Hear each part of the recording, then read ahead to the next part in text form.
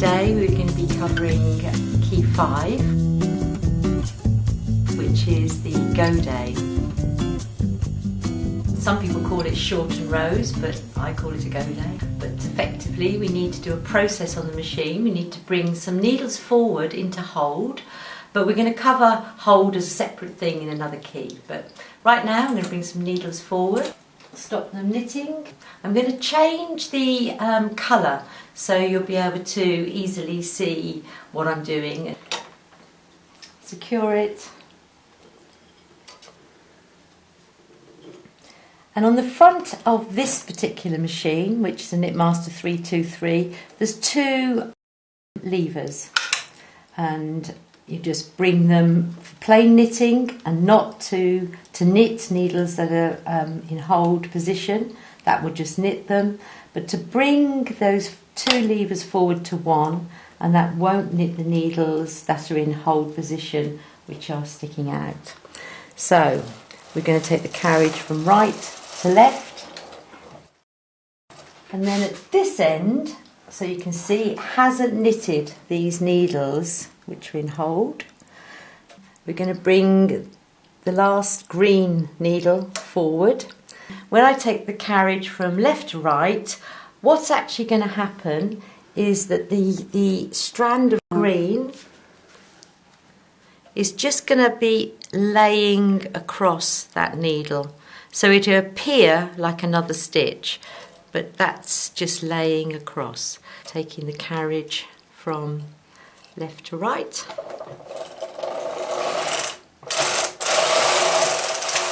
So I'm going to do a series of steps within this one go day. On my patterns, it's represented by a triangle. Some of the triangles have 10s in them. Some of the triangles have 5s, some have 3, and some have 2s. So I'm going to do 10s, 5s, 3s and 2s in this one go day, changing colour just so that it can identify which bit I'm on. And the finished piece, you'll be able to see clearly what I'm talking about now. First of all, we're doing 10s. So it would be represented in the triangle. There'd be a number 10, a little apostrophe and an S. So bringing 9 needles forward, knit 1 row from right to left, bring the adjacent needle forward and take the carriage back. 9 needles forward, 1 row, and bring the adjacent needle forward. We're going to do this to the centre, 0, 9 needles forward, so it's 9, plus the 1 needle we bring forward makes 10. I'm now going to change colour, like we've done before. Now I'm going to do 5s. So it's 4 needles forward, 1 row, 1 needle forward makes 5. 4 plus 1 is 5. One more time to the 2.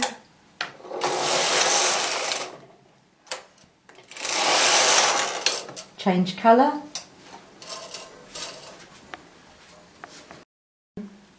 That was 5s, now I'm doing 3s, which is 2 needles forward,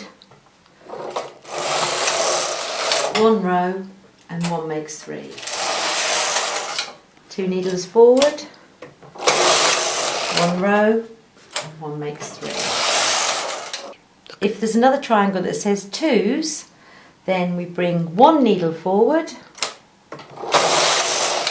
and 1, that's 2. 1 needle forward, and 1 makes 2. 1 needle forward, and 1 back. Take the weights off, have a look at what we've made. So we've got, none of the stitches are knitted this end when we had it in hold.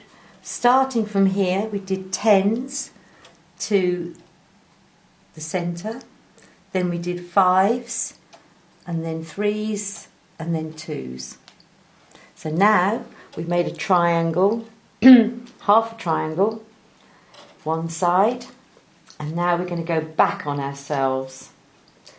So where we've got this what looks like a double stitch, make your mind up at this point whether you're going to go in front of that or the other side of it. So we push the needles in, do one row and then back. So the first section is 2s, so there's 3. Push one, do one row and one needle back. Push 3 in, one row and one back. 3 in, one forward, one back. If I look down at the knitting, I can see at a glance that it's changed. I've now started doing 3s. So there's 4 stitches in front of the 2 neat stitches there. The wrapped, I push 4 in, 1 forward. 4 in, 1 forward. Now I've changed colour, so I follow my own colour pattern, so it makes a nice looking triangle. Change the yarn. Looking back down at the machine. Now we're on to 5, so we're pushing in 6 needles, 1 row, minus 1, because we're bringing another one forward, and 5. 6 needles, 1 row, minus 1, and I've also changed colour here, so I'm changing colour again.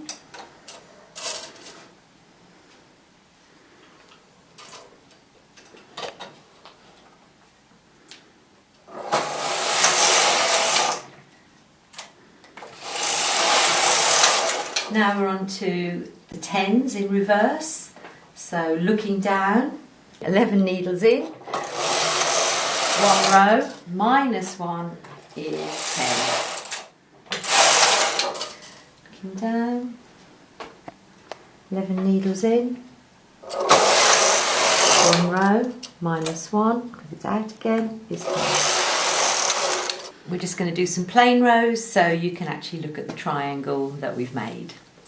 Change colour.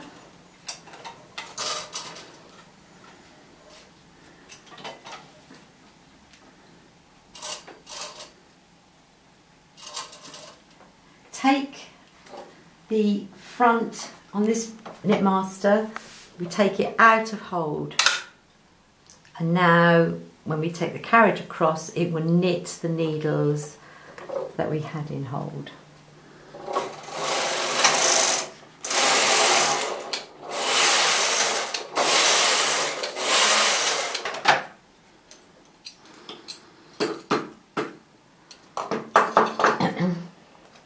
Go. So there's your go day. The width of the fabric that we've created has grown at the bottom and not at the top. To this point it was 10s, then we've made it go quicker into 3s, 5s, 3s and 2s at the end. So on some of my patterns it might just say 10s. So we just do 10s. On some it might say 3s and 10s. Don't worry about it. Just go along with it. I've worked it all out. This will save you 35 years of learning curve. Just do as the pattern describes by the symbols, follow those symbols, use this technique, and trust me, it'll just work. So that's the end of the Go Day process. You need to practice this a lot, and it's best to practice this not in the middle of a design, but practice it just on its own before you take on the whole pattern. In the next video we're going to be covering key 6, 7 and 8.